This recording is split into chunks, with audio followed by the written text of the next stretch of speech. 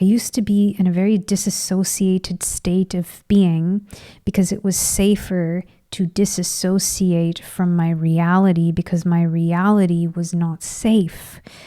And as a result of disassociating, I wasn't really in contact with myself. I wasn't in contact with my body. I wasn't in contact with my being. I was in contact with my spiritual self or my higher self. And so I was able to go into these altered states of consciousness. But through going through these altered states of consciousness, I was opening the door to also other realms, parallel realities, and also delusional states of consciousness. And there's a lot of risk with this space. There's a lot of risk with coming into contact with spiritual abilities and not realizing that the spiritual abilities are actually trying to get you onto the path of healing, right? I came into contact with the ability to channel for a divine purpose. The purpose of my ability to channel led me to my unprocessed trauma that I was running away from.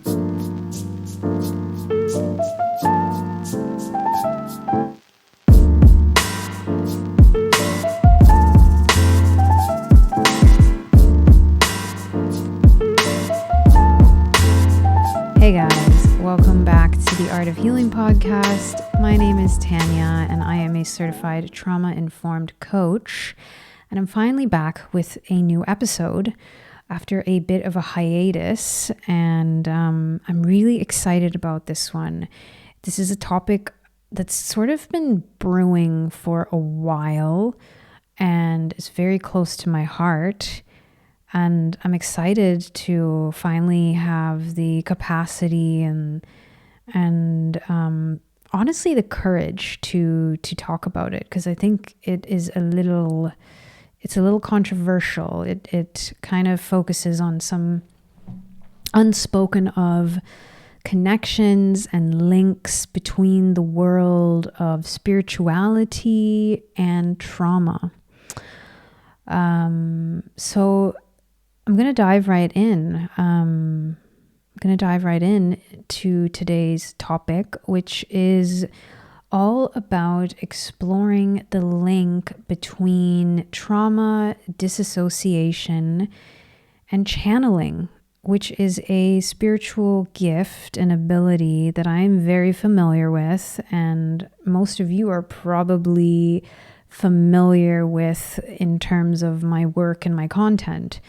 It's only recently that I made the pivot into being a certified coach.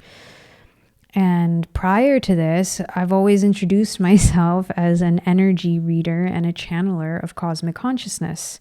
That's sort of how I took the stage, so to speak, on YouTube. That's how my work started. Those are my roots, right? And in the online world. Obviously, my content has shifted dramatically and I have transformed dramatically. I'm no longer channeling. And actually, I've sort of lost the ability to channel. And I want to speak about that because I think it's important. I think there are probably a lot of people that feel as though that have noticed this link, that as they've proceeded or progressed with their healing journey, they've sort of lost a lot of their spiritual abilities. And I've sort of finally been able to make sense of that as a result of my own journey, and also through being able to explore the journeys of a lot of my own coaching clients who are all spiritually aligned and who've all faced some kind of trauma. And that is an undeniable link that isn't often spoken about. In fact, I don't hear really anybody focusing on this topic the link between trauma and spiritual gifts. And so that's what I'm wanting to do today. I want to speak to that. Specifically, I want to speak to the spiritual gift that I'm most familiar with, and that is the gift of channeling. So I'm going to use sort of my own anecdotes here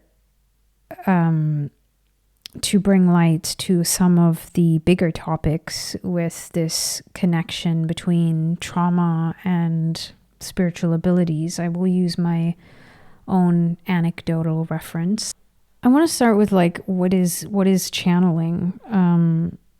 In a nutshell, channeling is the ability to enter an altered state of consciousness.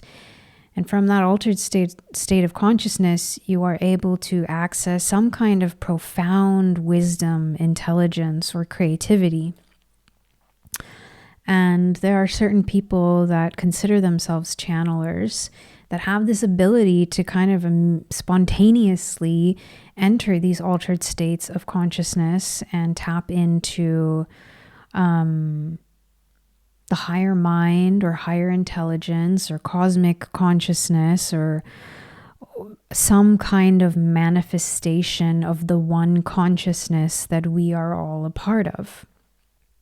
For me, my journey with channeling really began with writing.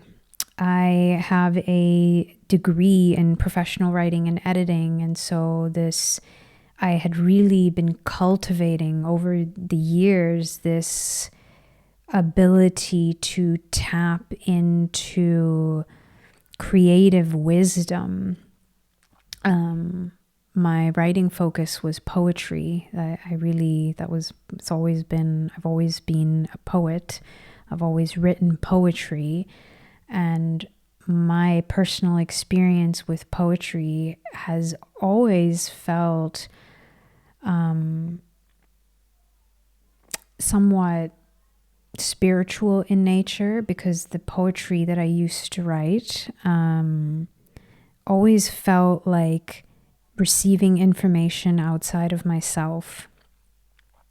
Whenever I wrote poetry, I very much felt as though I was in an altered state of consciousness, accessing or channeling these beautiful words. And it was like my body, my mind, and my hand on the page were the conduit for these words.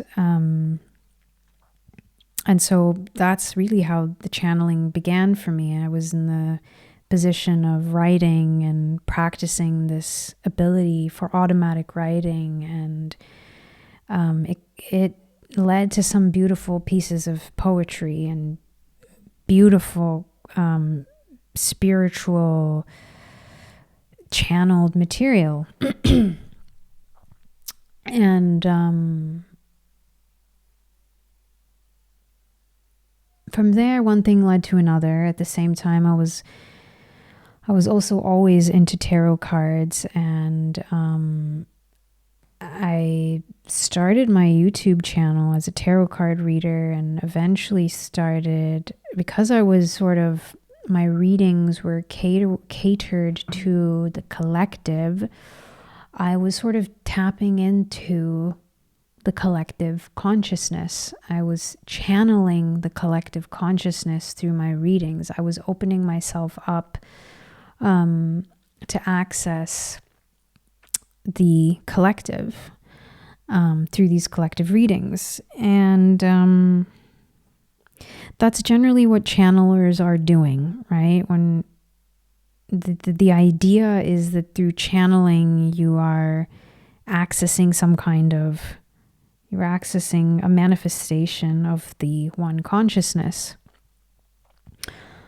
Though I have to say that I've very rarely encountered in my experience true channelers, and I would say that most people that claim that they're channelers are just channeling from ego. They're ego-based channelings, or they're channeling from the ego mind. There are so many different formats of channeling today. Like you'll see people that are channeling the Galactic Federation, or they might be channeling specific entities. You know, like there are people that have channeled Mary Magdalene or Jesus. There are some incredibly great works that have come from channelers, like The Law of One, which is material channeled from an entity called Ra. You have the book A Course in Miracles, which is also channeled material, very, very dense and hard to understand, but actually incredibly profound. I have read The Course in Miracles, and this was hugely influential for me when I was developing my channeling abilities. And at the same time, I was also questioning my channeling abilities. And I think this is a normal thing to do. You kind of wonder whether you're crazy or not for this ability. I was questioning, is this information real or is it made up? And you really don't have any way of knowing whether the information is real or made up, which is what can make this space particularly dangerous.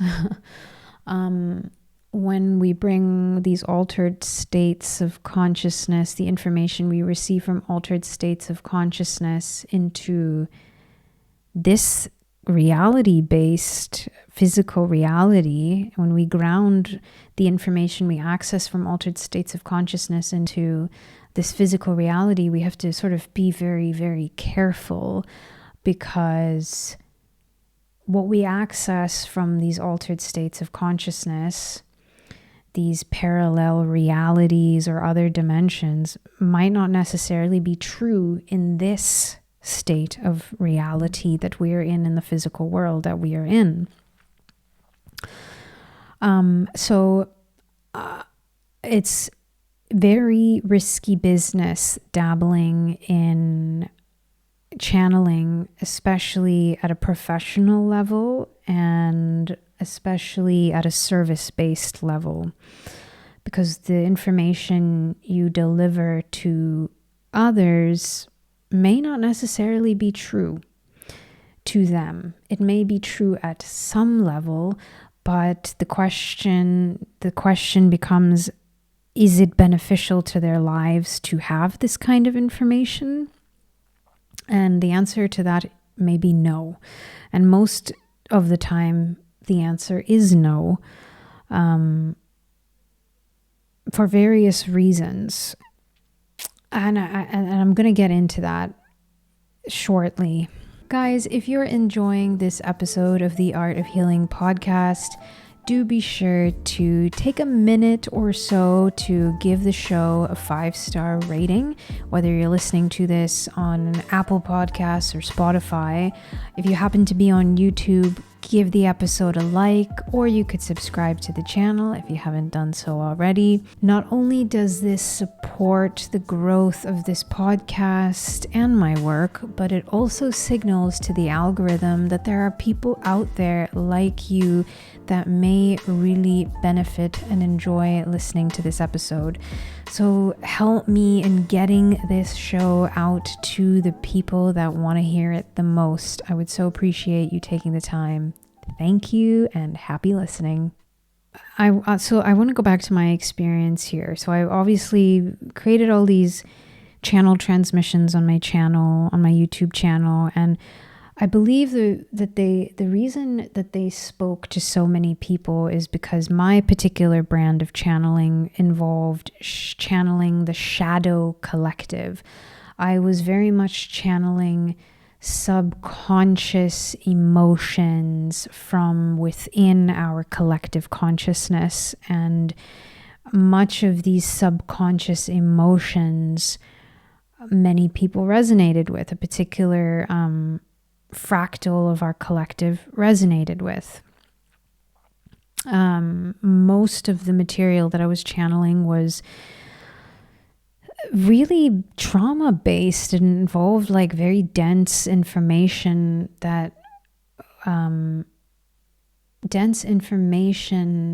and often traumatic information about shared traumatic experiences that individuals had experienced, about, childhood trauma specifically, about certain levels of suffering or not belonging, or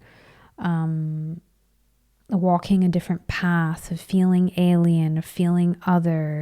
And these are all these themes are shared amongst most humans, to be perfectly honest. It's just that we think we don't because of this illusion of separation. And it's just that we're too ashamed to connect on that level. We're too ashamed to speak at that level. And I think the reason why so many people connected with me is because I was unveiling that shame. I was unveiling these emotions that we actually all have in common. And as I started to work with more people personally, I began to realize that the information I was channeling about them was simply information I was channeling about myself. And that was profound, to realize that what was coming up in my personal readings with people, and what was coming up with my channel transmissions on my YouTube page, they all spoke to me. The information that I was channeling had everything to do with my own personal experiences.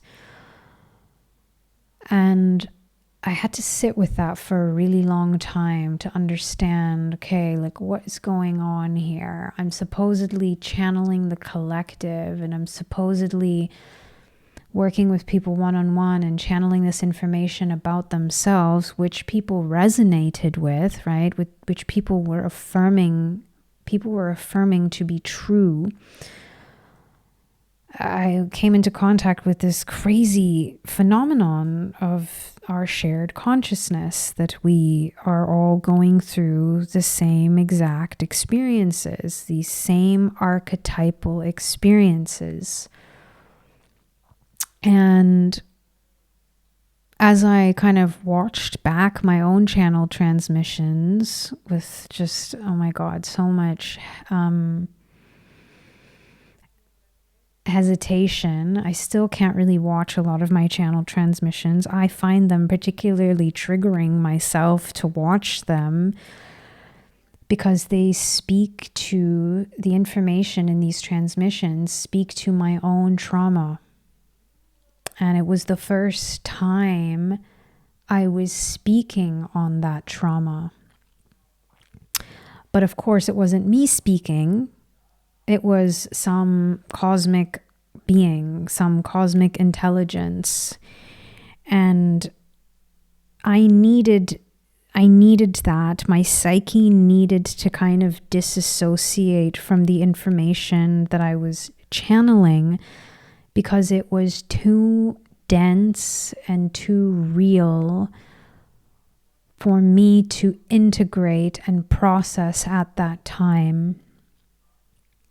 And so there was this level of disassociation that in hindsight I realized was occurring. I was entering these altered states of consciousness, disassociating from the information that was coming through, the information that was within my own subconscious.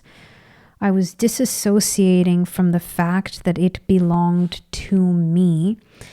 I was disassociating from the fact that it was coming from me, and assigning it to the collective, because it was easier for me to look at as a collective experience as opposed to my own experience. And I guess like a lot of this might not make sense if you're not familiar with my work, if you're not familiar with the information that I was channeling, but And I'm kind of a bit disconnected from a lot of it now, but the information I was channeling had a lot to do with trauma, with wounds, the mother wound, the father wound, the wound of not belonging, the wound of neglect, the wounds of very early childhood trauma, of feeling ostracized, of going through spiritual awakenings and coming into contact with altered states of consciousness and the experiences of escapism and disassociation, experiences of derealization, depersonalization, of not really connecting with reality, of not really connecting with the self, experiences of abuse, of intergenerational trauma, of societal trauma, of religious trauma, of female persecution, the suppression of the divine feminine, of the dark feminine, disconnection with the physical body, with the physical vessel, disconnection from the animal self, from instincts, from animal instincts. There was information about addiction, overcoming addiction, and deprogramming from coming out of societal programming and conditioning. The stuff that I was channeling was extremely aligned to the healing journey. And was really the doorway into my own healing journey. And this sort of shift began to occur because I started realizing that the information I was channeling was very relevant to me. And as I started getting deeper and deeper into channeling the collective, the more I was opening myself up to a lot more information, very dense information, and very deep, deep levels of suffering, collective suffering and my own suffering. And a lot of this suffering was unprocessed in my own system. I wasn't at the time working with a therapist. I'd never worked with a therapist before. I'd never dealt with my own trauma. I'd never sought out support, actual support for my own mental health and for my own suffering and for my own unprocessed trauma. And so it felt a little bit weird that I was channeling this information aligned to other people's healing when I was not on my own healing journey.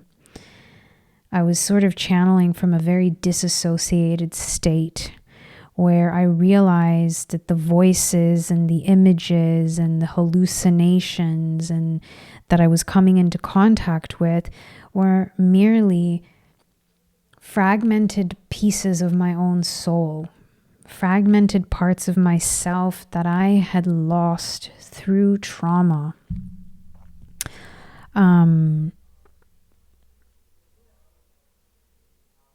that had become alien, right? These pieces of myself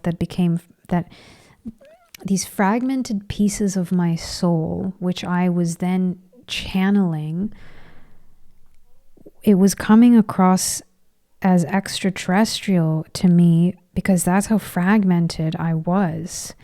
That this information I was channeling and these beings I was channeling, in hindsight, I realize were just fragmented parts of myself that had become so alien to me that I actually thought they were extraterrestrials. And in a sense, they are. They were extraterrestrial consciousness.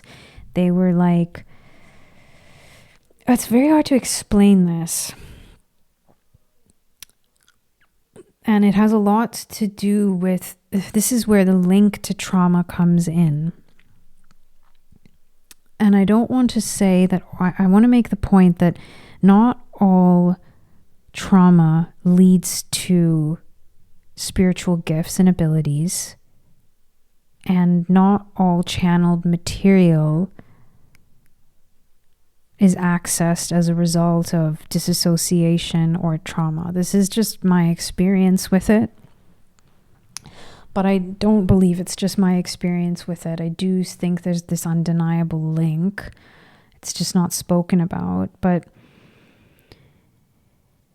as a result of the trauma that I had gone through, particularly in my early childhood, I had very much lost my sense of self, or not even lost it, but I didn't have the opportunity to properly develop a sense of self or a strong sense of identity.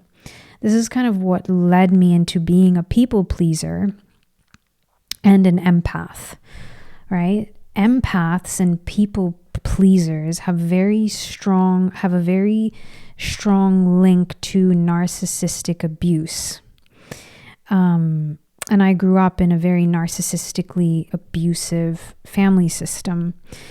And when you suffer from narcissistic abuse from your caregivers, from a very young age, you are denied your own sense of self because you become simply an extension of the narcissistic caregiver. And you are denied your own identity. You are just an extension of them. This is where a lot of an enmeshment trauma occurs, where you become enmeshed with other beings, where their emotions you end up taking on. So you have the ability to read other people, but you don't have the ability to read your own self.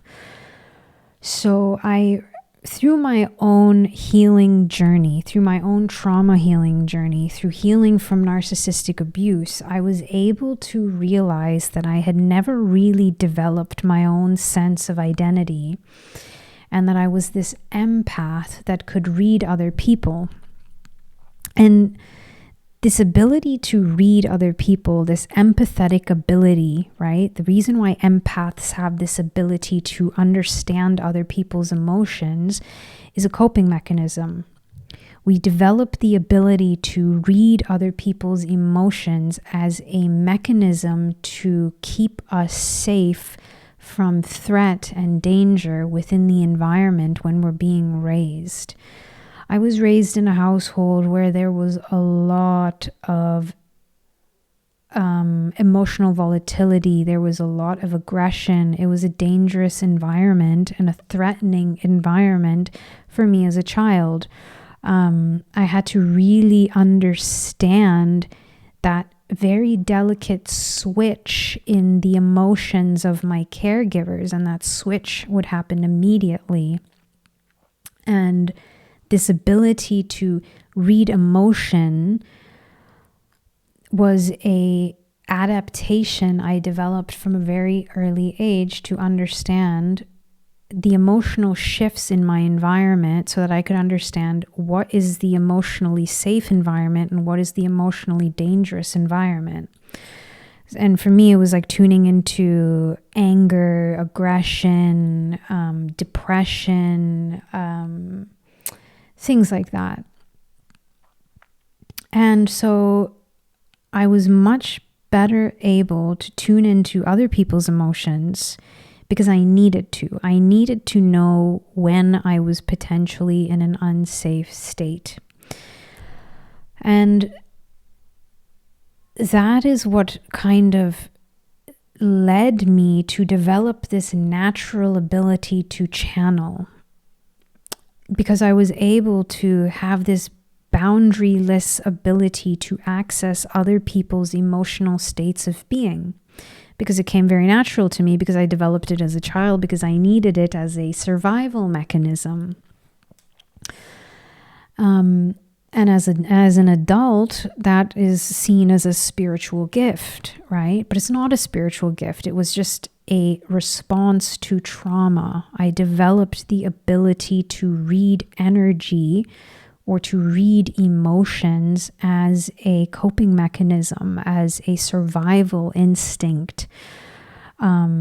that is also equally a spiritual gift, right? These things are the same thing. Trauma responses, I believe, are the same thing as spiritual abilities. I'm not saying that your spiritual ability is not real. I'm saying your spiritual ability was a response to trauma, was a stress response to trauma, was a coping mechanism to help you survive your trauma. You develop this mind-body adaptation. You develop a gift, an ability. You can call it spiritual, you can call it emotional, you can call it psychological. It's all the same thing, but you develop the ability to read your environment in a way that other people are not required to. It's like a evolutionary response to adversity, and it's very spiritual in nature, or it can seem very mystical. But through my trauma healing journey, through working with a coach and a therapist, I was able to really demystify this spiritual gift, which I'd always questioned and always made me feel like I was crazy. Through working with my coach and my therapist, I realized that most of these abilities were just hypervigilance. I was hypervigilant. I was constantly alert. I was constantly processing information from my surroundings and translating that information. I was translating emotional, subconscious, subtle, very, very subtle energetic shifts in my environment. And interestingly, as I began to heal, as I began to process my trauma, as I began to process the fact that I had suffered from narcissistic abuse and that I had been denied the ability to develop a sense of identity and a sense of self, my abilities to channel started to decrease. Now, why is that? It is because I started to reclaim fragmented and lost parts of myself. I started to reclaim lost parts of my soul. In the spiritual or shamanic world, this is known as soul retrieval work. In the world of psychotherapeutic healing, this is known as parts work integration. And guess what? It's exactly the same thing. They just have different names. And I would like to really bridge those two worlds of shamanic work and of psychotherapeutic work. Psychotherapeutic work is shamanic work. Shamanic work is psychotherapeutic work. I think I could create a whole other podcast episode specifically on this topic. Because this is the work that I am today doing, because it's the work I've had done on myself. And as a result of reclaiming these previously fragmented pieces of myself, these pieces of myself that felt alien, I am now in a much more embodied state. I have a much more defined and anchored sense of identity and sense of self. And so I speak today from embodied wisdom as opposed to needing to channel intelligence from outside of myself. Because that intelligence and that information that was previously outside of myself has now been reintegrated into my being as a result of healing from my trauma. I don't want to say healing from my trauma, but really integrating those traumatized and fragmented parts of myself back into my being. And so today I'm not really disassociating. I used to be in a very disassociated state of being because it was safer to disassociate from my reality because my reality was not safe. And as a result of disassociating, I wasn't really in contact with myself. I wasn't in contact with my body. I wasn't in contact with my being. I was in contact with my spiritual self or my higher self. And so I was able to go into these altered states of consciousness. But through going through these altered states of consciousness, I was opening the door to also other realms, parallel realities, and also delusional states of consciousness. And there's a lot of risk with this space. There's a lot of risk with coming into contact with spiritual abilities and not realizing that the spiritual abilities are actually trying to get you onto the path of healing, right? I came into contact with the ability to channel for a divine purpose. The purpose of my ability to channel led me to my unprocessed trauma that I was running away from. And there was a point that I could have kept running away from it. There's this kind of fine line where the information I was coming into contact with through these altered states of consciousness were opening doors into these delusional states of reality, which could have caused further fragmentation, further disassociation from the real world that we are anchored in the present moment. And this is the danger that I see with a lot of people in the New Age community. This is the danger I see with a lot of people who are spiritually aligned, especially at this time in the world where shit is confusing and where all of this unprocessed material is coming up from the subconscious realm. And it's coming up as hallucinations or visions or suppressed memories surfacing. And these things are real. The voices you're hearing are real. The hallucinations are somewhat real. The visions are somewhat real. It's just that you're seeing it, you're perceiving it from a disassociated place. You're observing these fragmented voices, these fragmented hallucinations and visions. And part of that material is real, and a part of that material is also not real. And the only way to really understand what is real and what is not real is to do the very difficult work of therapy, to understand what is a trauma response and what is stemming from a trauma response and leading into delusion.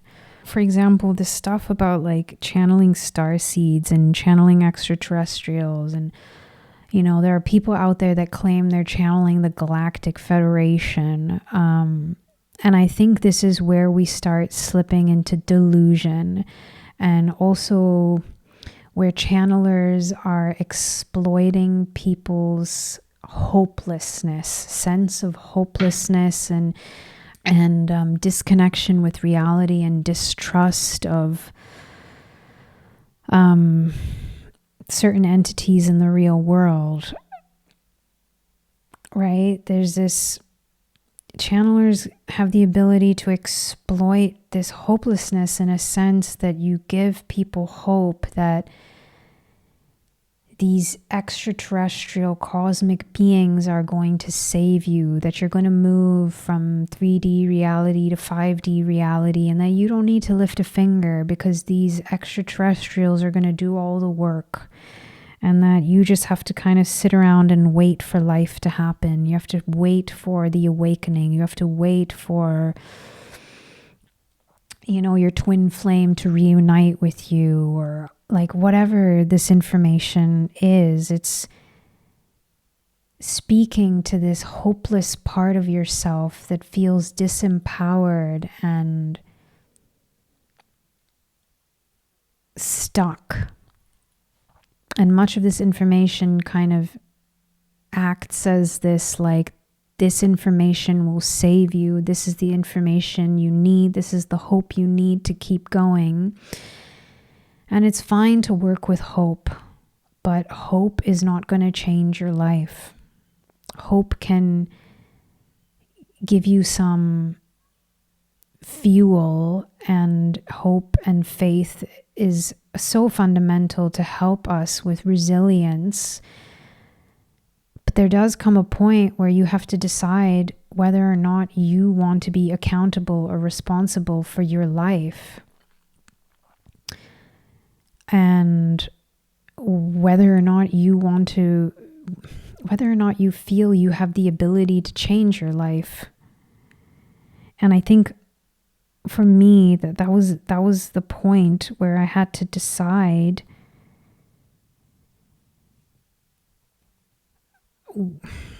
whether or not I really wanted to help myself or not.